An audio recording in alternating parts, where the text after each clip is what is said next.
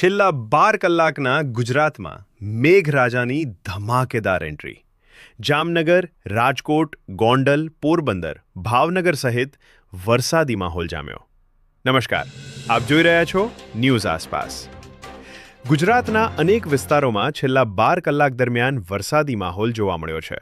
ખાસ કરીને સૌરાષ્ટ્રના અનેક જિલ્લાઓમાં વાદળછાયું વાતાવરણ અને છૂટાછવાયા વરસાદના સમાચાર સામે આવ્યા છે.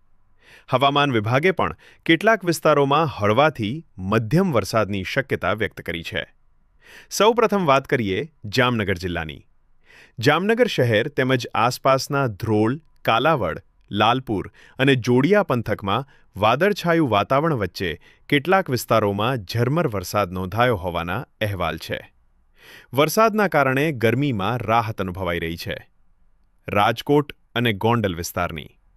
રાજકોટ શહેર, ગોંડલ, ધોરાજી, ઉપલેટા અને આસપાસના ગ્રામ્ય વિસ્તારોમાં વાદળોની અવરજવર વચ્ચે વરસાદી છાંટા પડ્યા છે. કેટલાક વિસ્તારોમાં માર્ગો પર પાણી ભરાવાની સ્થિતિ પણ સર્જાઈ હતી. પોરબંદર જિલ્લામાં પણ મેઘરાજાએ હાજરી આપી છે. પોરબંદર શહેર ઉપરાંત કુતિયાણા, રાણાવાવ અને આસપાસના કેટલાક ગામોમાં હળવો વરસાદ નોંધાયો છે. દરિયાકાંઠાના વિસ્તારોમાં ઠંડા પવનો ફૂંકાતા વાતાવરણ ખુશનુમા બન્યું છે.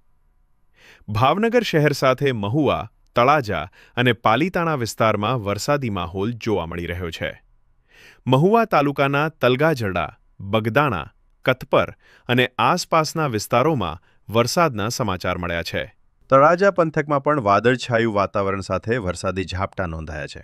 પાલીતાણા શહેર અને આસપાસના રાજપરા, હસ્તગીરી વિસ્તાર તેમજ ગ્રામ્ય વિસ્તારોમાં વરસાદી વાતાવરણ સર્જાયું છે. વરસાદના કારણે ખેડૂતોમાં ખુશીનો માહોલ જોવા મળી રહ્યો છે.